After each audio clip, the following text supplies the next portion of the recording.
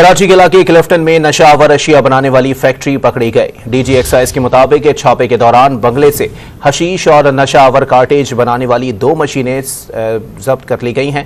Update लेते हैं don news के नुमाइंदे आसिम खान से। आसिम, आगाह कीजिएगा इस कार्रवाई के हवाले से।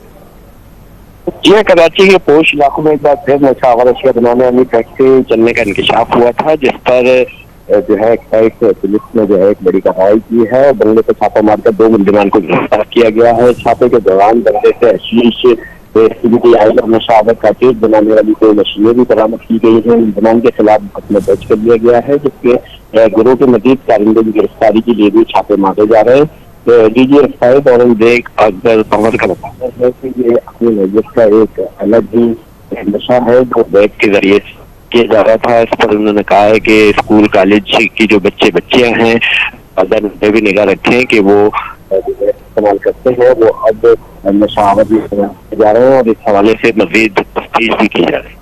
बहुत शुक्रिया आसिम खान अपडेट करने के लिए।